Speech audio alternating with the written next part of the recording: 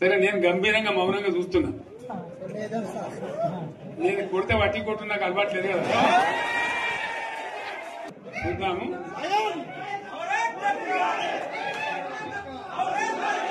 నాకు కానీ అన్నట్టుగా నేను చూస్తా ఉన్నా. కానీ మనోళ్ళందరూ కూడా ప్రతిపాదిస్తున్న ఏంటంటే, ఒక సంవత్సరం జరిగిపోయింది, సంగమేశ్వర ఆన్నే పన్నది, బసవేశ్వర ఆన్నే పన్నది, పాలమూరు ఉత్పత్తుల పథకం ఆన్నే పన్నది, కాళేశ్వరం అట్లా ఎండబెడుతున్నారు, ఇవన్నీ అన్యాయాలని. కాబట్టి ఫిబ్రవరి నెలాఖరులో ఒక పెద్ద బహిరంగ సభ పెట్టాలి, మీరు కథ చూడాలి, జరుగుతూ ఉంది.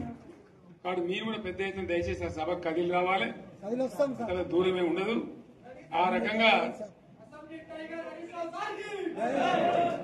తెలంగాణ శక్తి ఏందో మరొకసారి చూపించి వీళ్ళ మెడలు వంచి ఇప్పుడు సాధించాలి. భవిష్యత్తు కోసం కూడా కొట్టాడకు మనం సిద్ధంగా ఉండాలని తెలియజేసుకుంటూ, పరమేశ్వర్ గారికి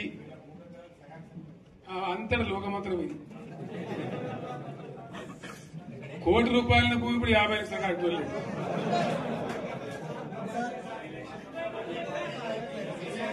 ఈ ఒక్కని బాధ ఒక ఆయన వచ్చింది, మన ఒక ఆయన ఒక 10 మంది వచ్చారు హైదరాబాద్కి. అందులోకి 2 ముస్లిం సోదరులు వచ్చారు. साहब सोब तबाह हो गया, इफलासी मुफलसी बच्चे क्या दबे हो गए, तुम्हारा क्या हुआ बहन, तुम्हारा क्या हुआ, तुम हैदराबाद में तुम लोग हैं, मेरा कारोबार है साहब, मेरा छोटा मोटा कारोबार है, होटल भी है, 70% गिर गया। हर कोई पूछ रहे, हर कोई केसीआर को याद कर रहे सामान వాళ్ళు మాట్లాడుతున్నారు. ఎక్కడ ప్రతి ఒక్కరు భూముల ధరలు పోయినాయి, మన్ను పోయినాయి, మసాలా అన్ని పోయినాయి. ఇంత మంచిగా 4 ఎకరాల రైతు నేను 4 కోట్ల ఆసాన అనుకుంటుండే, అంత ధీమా ఉంది, ఎంత బాగుండే. హైదరాబాద్ నుంచి అడిగితే కూడా వచ్చి మనం ఇయ్యకపోతాం భూములు, డిమాండ్ పెరగానని. అంత బ్రహ్మాండంగా మారుమూల ప్రాంతంలో కూడా 40 లక్షలు 50 లక్షలు ఎకరానికి ఉండే. అటువంటిది సగానికి సగం పడిపోయి మొత్తం నాశనం చేశారు. వీళ్ళు ఇట్లే వదిలిపెడితే ఇంకింత నాశనం అవుతుంది. కాబట్టి మనం కొట్లాడాల్సిందే. నేను ఇంకొక మాట మీకు చెప్తా. ఎలక్షన్లలో నేను మస్తుగా చూసిన 50 ఏళ్లలో పార్టీలు గెలితే ఓడతాయి.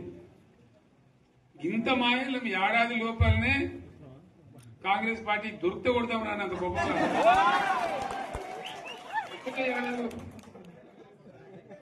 ఇంకా వాళ్ళ బొంద తెలివికి నిన్న వారి పార్టీ మంది పెట్టాలి, అదేందో పోలింగ్ పెట్టిన వాడు చూసారా మీరు? ఆ పోలింగ్ పెడితే 70% మనకు వచ్చింది, 30% మనకు. వాడు పెట్టిందే, మనం పెట్టింది కాదు. 75 ఇది పరిస్థితి. అదే నేను ఏమంటున్నా అంటే,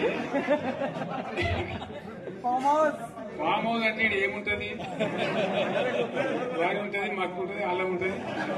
కాంగ్రెస్ వాళ్ళు ఎంత మనిషి చేస్తే పారబడి తవ్వచ్చు కూడా లంగత. దీన్ని ఫామ్ హౌస్ అని మనం బదనాం చేసి అంతే కదా. నేను ఏమంటున్నా అంటే, అన్ని మబ్బులు వీడిపోయినట్టు ప్రజలకు అన్ని తెలిసిపోతున్నాయి. మంచి ఏంది, చెడ్డ ఏంది, ఏం జరిగింది అన్ని ఇంకా ఘోరమైందని చెప్తున్నా. వీళ్ళ తెలివితక్కువతనానికి ఏమైంది? నిన్న మొన్న రిపోర్ట్ వచ్చింది, comptroller and auditor general of India అని కాగ్ అంటారు దాన్ని. కాగ్ రిపోర్ట్ వచ్చింది. పోయిన సంవత్సరం మన గవర్నమెంట్ లో వచ్చిన ఆదాయం కంటే 13,000 కోట్ల రూపాయల ఆదాయం తగ్గిపోయింది. ఇంకా మార్చి పోయే వరకల్లా ఇంకో 3-4 కోట్లు అవుతుంది. అంటే 15,000 కోట్ల ఆదాయం పోతుంది. మన గవర్నమెంట్ ఉన్నప్పుడు ప్రతి ఏడాది 15,000 కోట్లు పెంచుకుంటూ పోయినాయి, చేసుకుంటూ పోయింది. ఏడాది 10 నుంచి 15,000 కోట్ల ఆదాయం పెరిగేది మన టైంలో. అంత జాగ్రత్తగా మనం వ్యవహారం చేస్తాం.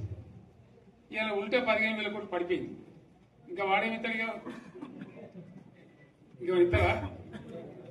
ఇంకో 4-5 నెలలైతే జీతాలే కష్టమైంది ఉంటుంది.